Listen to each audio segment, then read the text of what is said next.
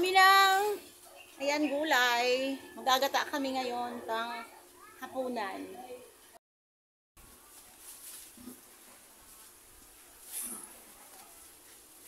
Pwede na to pang sahog natin sa ating gata.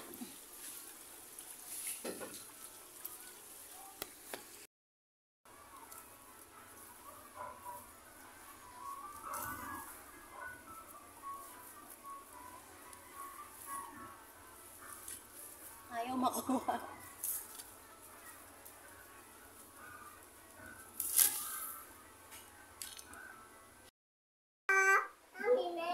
Hi! Oh, kamyas yan.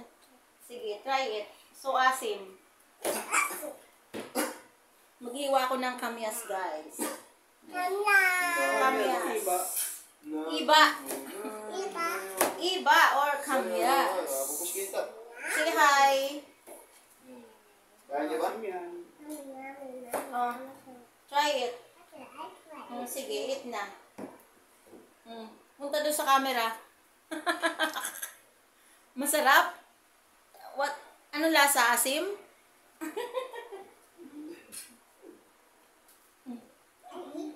Asim yan, asim. Nag-iiwa kami ng kamyas.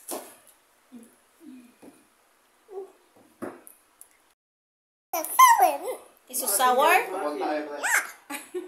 You like it? No, it's so sour. Sa akin, tapos platin yung Hiwa tayo ng luya. Hindi, gold pa lang mo.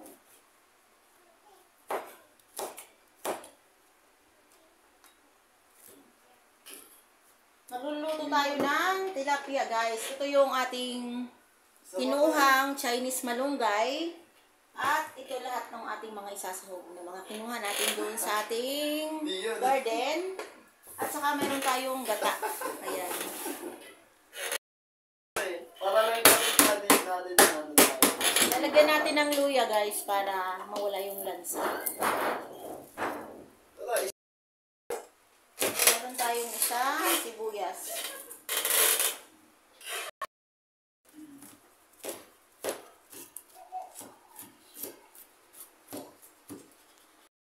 At yung ating nyog ay mainit na tubig ang ilagay natin para mas lalong kumatas. Ayan.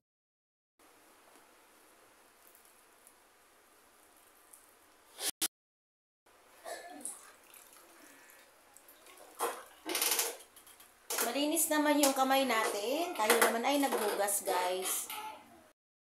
Ayan, mga kapatid, simulan na natin ang pagluluto. So, ito na yung ating gata. Na pangalawang gata yan. Ay, hindi, unang gata pala yan. So, ayan, nagpakulo na ako ng kaunting gata. Ito yung pangalawang gata.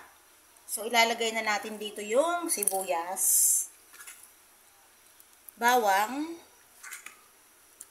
Wala nang gisa-gisa yan, guys. At ang luya, ilalagay na rin natin ang luya. At ang importante, ito yung kamyas pang paasim sa ating tilapia. Kasi nga, pwede naman tayong maglagay ng suka. Since meron ako ditong kamyas na ang ginamit ko. At saka ito yung ating tanglad. At tatakpan ko muna ito para maluto yung kamyas. Madali lang naman maluto yung ating tilapia, guys. Habang pinapakulo natin yung ating kamyas sa gata para lumambot yung kamyas, ay hihimayin muna natin tong ating gulay na ilalahok natin sa ating isdang tilapia. So, magandang gabi po sa inyo. Ano bang ulam ninyo? Sa lahat ng mga nanonood, sa aking mga viewers, kumusta po kayo? Magandang gabi, magandang umaga, magandang hapon sa lahat ng sulok ng mundo sa mga nanonood, guys. Dahil kumulo na yung ating pangalawang gata, ilalagay na natin yung ating tilapia. Pinahiwa ko yung ulo para manuot ang lasa. Nabawasan na tong tilapia guys kasi naprituhan na to dahil babaunin ng aking anak. Ayan.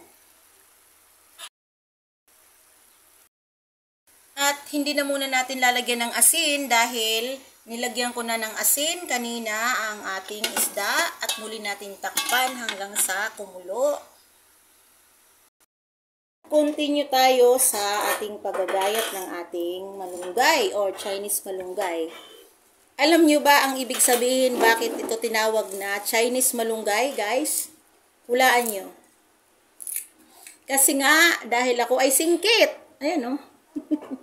Kaya sinasabing Chinese malunggay. Kasi mukha akong Chinese. Chinita, kumbaga. Joke. Oo nga. Chinita kasi may lahing naman nga talaga kaming Chinese. Kaya ako ay singkit, guys. So, ayan. Malapit ng kumulo o maluluto na yung ating isda. Wala na kasi akong makuhang malunggay dun sa ibaba. Mga tanim ko, nahurot na. Kakagulay. So, ito na namang Chinese malunggay yung aking pinagdiskitahan, guys. Masarap din naman ito. Sino na ba ang nakatry nito sa pagluluto? Itong ganito. Usong-uso to dun sa probinsya. Sa amin sa Bicol. May tanim kasi kami dito sa aming likod. Kaya, ayun. Kung walang ibang magulay, pwede rin ito. Mayroon din kaming tanim na yung lubi-lubi, kung tawagin. Masarap din yung gataan. Maglalagay na rin tayo ng labuyong sili. Hindi ko lang ito tatanggalan ng tangkay. Baka kasi umanghang. Yung iba ayaw ng maanghang. Ako gusto ko ng maanghang. Pero yung iba ayaw ng maanghang. Ito siling haba. So, ayan na guys. Kumulo na yung ating isda. Ito sa pangalawang gata lang yan. Ilalagay na natin yung gulay.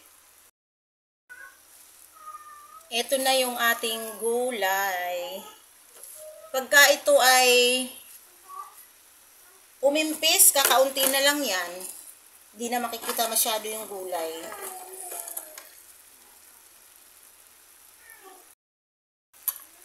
At i-add na natin yung ating kakanggata. Marami talaga akong nilagay na sabaw na gata kasi mahilig kami sa masabaw-sabaw. Pangit ang tuyong-tuyo. Masarap sa kanin yung may sabaw-sabaw. Naku, hindi masyadong nasala. Ilagay na natin yung sili. Hiniram kasi yung aking panala sa gata. At ayan na, kumukulo na. At siyempre, mga kapatid, mga kaibigan, hindi ko na talaga tinakpan yan. Pagka naglalagay ako ng kakanggata o yung unang gata ay hindi na ako nagtatakip niyan kasi nga parang lumilinaw o malabsaw yung nagiging gata niya. Tikman na natin muna. Medyo tumabang dahil sa naglagay tayo ng kakanggata, magdadagdag tayo ng asin. Magdadagdag tayo ng asin kunti lang. Kunin na natin yung ating siling labuyo.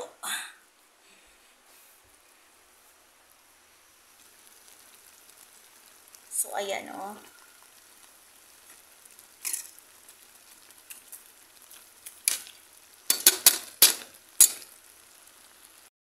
Ayan guys. Unting-unti na lang, maluluto na yan. Tikman na natin kung tamang-tama ba ang lasa. Tamang-tama lang ang asim. Ayan guys, ready to eat na tayo. Lutong-luto na siya. Ayan, ito na yung ating finished product. Mayroon tayo ditong brown rice. Ayan na. Ulo lang yung kinuha ko, ulo. Favorite ko yung ulo, guys. So, tikman na natin. Unahin natin yung gulay. Gulay, ayan. Maingay yung motor sa kapitbahay. Tapos ito yung kamyas. Maglagay tayo ng konting brown rice.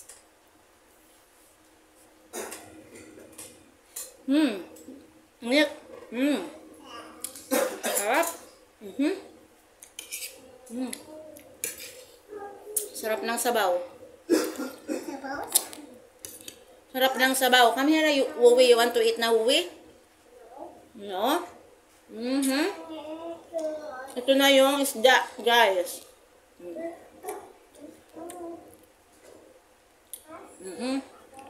Minit pa, umungusok ko. Lagyan natin ng gulay. Ang sarap ng Chinese malunggay. Try nyo kung mayroon kayo. Alam ko sa Bicol, doon sa probinsya namin eh. Ayan o. Mauubos ko tong ano.